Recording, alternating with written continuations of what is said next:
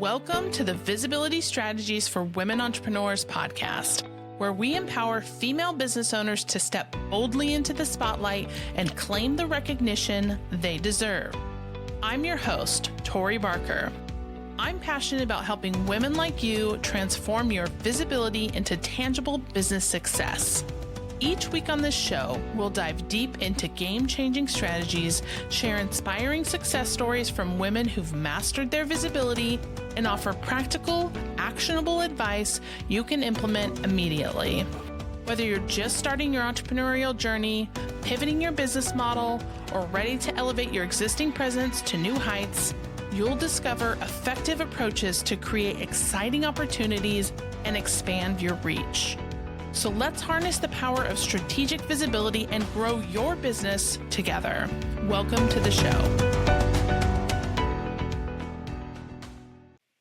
Hello, everyone. We are back on the show today, and I am super excited to introduce our guest, Lori Crooks.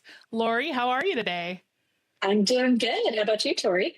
I am doing awesome. Super excited to jump into our conversation. You know, we always have the fun green room conversation to kind of warm it up. So I love the energy that we bring to the actual interview process. It's always good to have that kind of intro with you and I starting it off.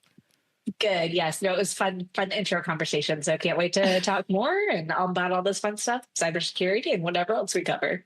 Yeah, absolutely. So let's jump in and talk about what was the turning point for you leaving like the corporate world and starting your business, Cadra?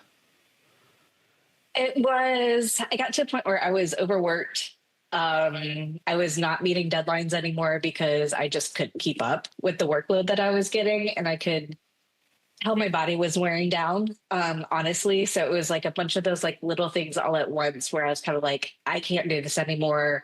And the timing worked out really great where I left my organization, was able to go subcontract directly for somebody else. And from there, I was like, I can do this and open up my own organization. And it's been almost 9 years now. So it's been a journey. Yeah. And tell us what you do at Cadra.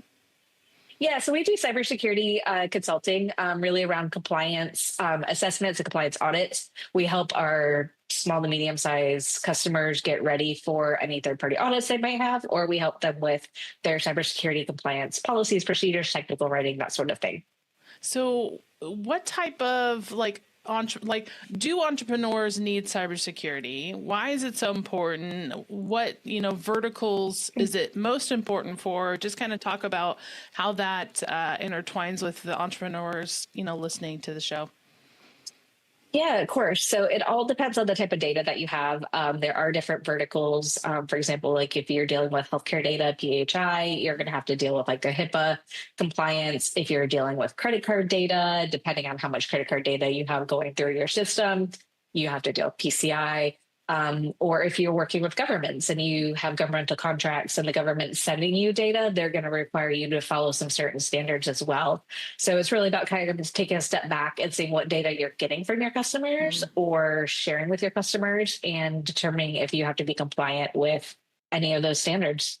Yeah. I feel like a lot of entrepreneurs in that space definitely know that they have those compliances that they need to meet. And it's probably something that they try to, turn their head and not look at as much as they can until they get to that breaking point, right? Yes, exactly. Why is it so important? I mean, I'm assuming it supports and helps the security not only for the business owner, like for legal purposes and that sort of thing, but also the consumers coming in and then the types of businesses that they can get, like you said, federal contract work and that sort of thing. Yeah, exactly. It's really around protecting the data. You want to protect your brand name, your organization. If heaven forbid, I'm knocking on wood, if something happened, you got breached, your unfortunately name is going to be out there. Maybe you've heard about the Target breach. There was a CrowdStrike breach. Everybody's been breached, even large organizations at this point in time. So it's just a matter of trying to stay out of the news by protecting your data, but also protecting your consumers because you build a trust with your consumers and your customers. You want them to know that you're keeping their data safe.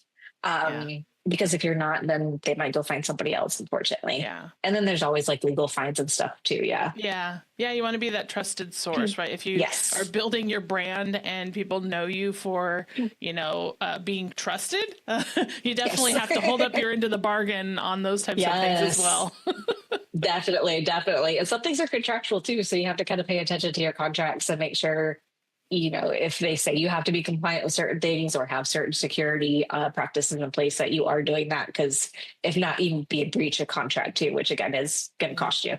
Yeah.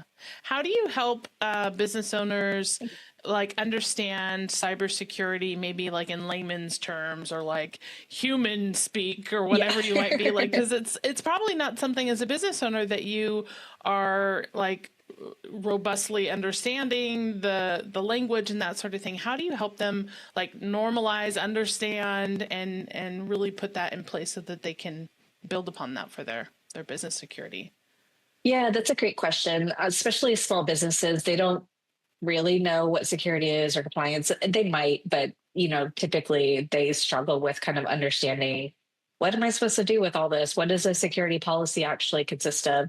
So we like to try to take that and break it down into, as I like to call human speak, like normal speak, as much as possible. So we kind of give them examples of, sometimes compliance is like driving down the road and you hit a red light, what happens, with that sort of thing. So we try to break it down and make it easy to understand, so they understand, and they also understand the impact to, again, their organization. So yeah.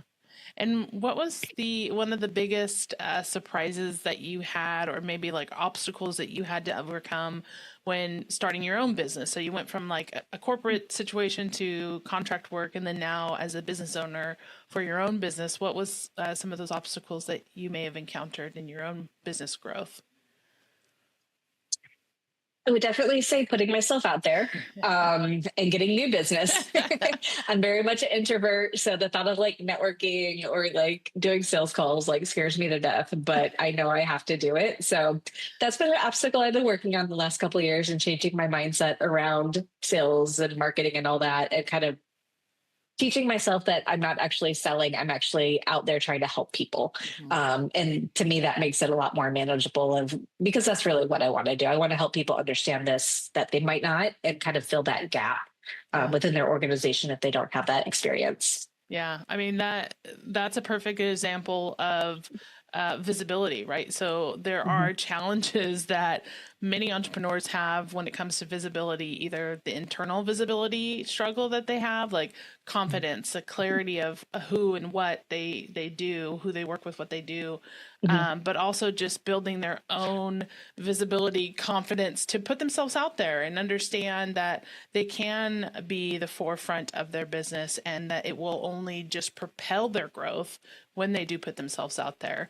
So I love that you shared that, because I think a lot of us can really relate with that. And yeah, it's just, it's something that we have to, either a muscle we have to work through and something we grow, over time and experience and repetition and all of those things that just help us to become better leaders, more visible, with ourselves and for our brands and our companies that we own. So yeah, and I love the point about like the whole sales. Like there's so much conversation that I hear, and I similarly, when I started my business, I was like, I'm not a salesperson. Like I'm not that salesy type person. Right. And I agree that you have to reframe your mindset around it, because it's a service that you offer and that you can provide to people. And so you have to be able to put yourself out there and ask for the sale in a non-salesy way. From a service perspective, right? A service, like exactly, this is a service that I offer, and that becomes so much more natural in conversation. And then it's like, if you don't ask them for the business, it's a disservice to them, right? They could be benefiting from what you have to offer and how you can help them. So I love that you mentioned it's a great point. Thank you. Thank you for summarizing it so nicely as well. So one of the other things that I noticed that you do is you also mentor women in cybersecurity. So tell me a little bit about that, the mentorships that you have there, and how you help other women in a typically male-dominated field. Sure. So I've had over the years a couple ladies reach out to me or women reach out to me who are younger and, just kind of struggling and kind of next steps. And so just kind of help them kind of find their voice and probably help them provide some direction for themselves. And then formally, I joined Women in Cybersecurity, and they had a mentorship program where I could join as a mentor. So I have three wonderful people that I mentor on a regular basis. We meet at least once a month.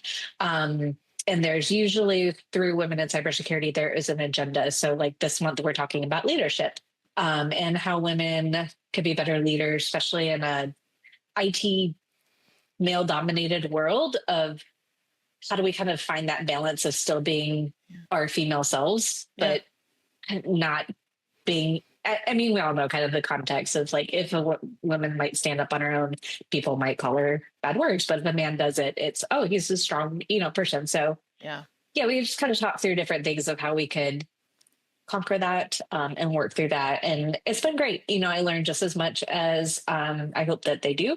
And it's been great to kind of give back and help others throughout the process.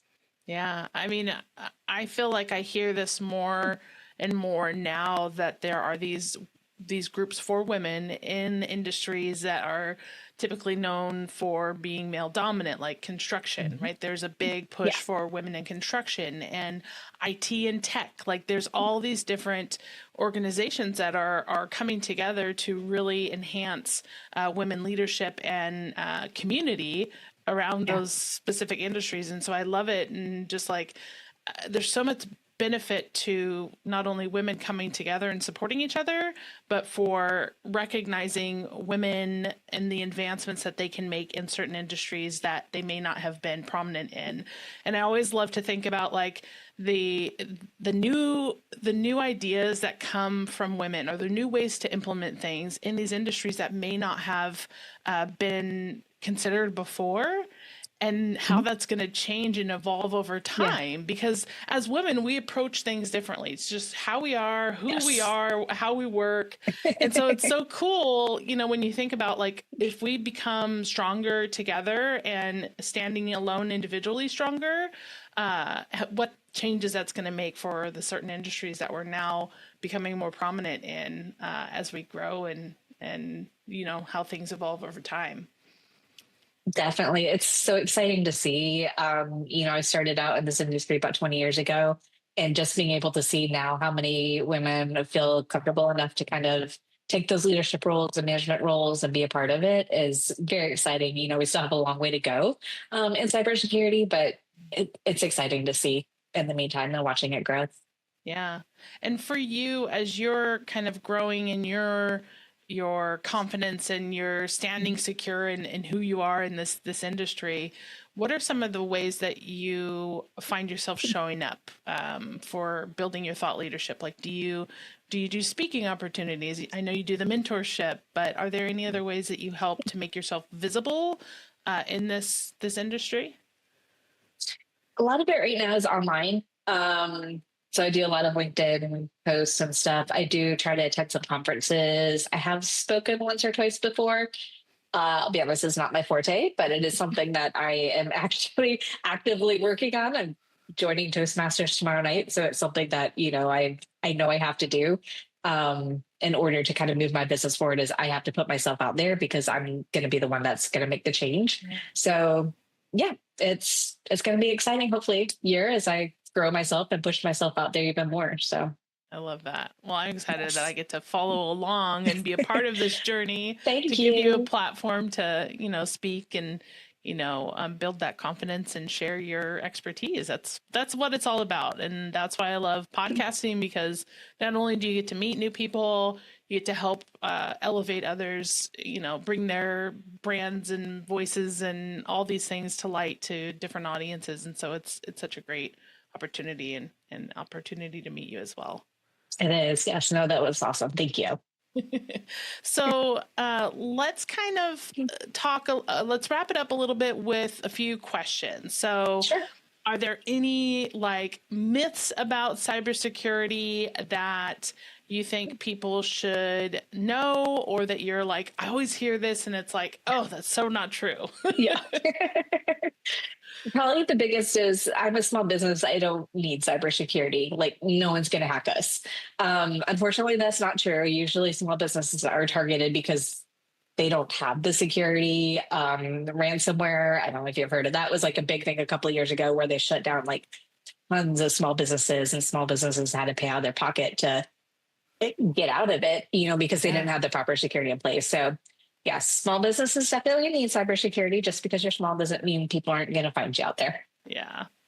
And then final question. So what are some tools or habits that you personally use to keep yourself grounded as a busy entrepreneur, business owner yourself? What are some of those habits or tools that you use for yourself? Yeah, walking outside a lot just to kind of calm my mind. And then I like to say I'm a collector of hobbies. I like to try different things in my free time. So you'll find me either knitting, or I just started watercolor. We were talking about your painting before we started. So I like to try different things and just, learn. I love learning, and I like stretching that creative side of my brain when I'm not working on security policies. That's probably a good balance, right? You've got the Yes. technical side of everything and then, Yes. kind of relaxing through Yes, other exactly. Like, activities. yeah, exactly. I'm like, oh, I'll do puzzle. Yeah. I like those sort of things. I'm such a nerd, but yeah. Well, Lori, it has been so nice to chat with you and get to know you.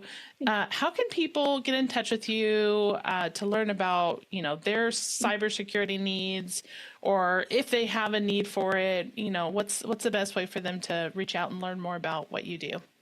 Yeah, sure. I have a website, Cadra, CADRA.com, or you can feel free to email me as well.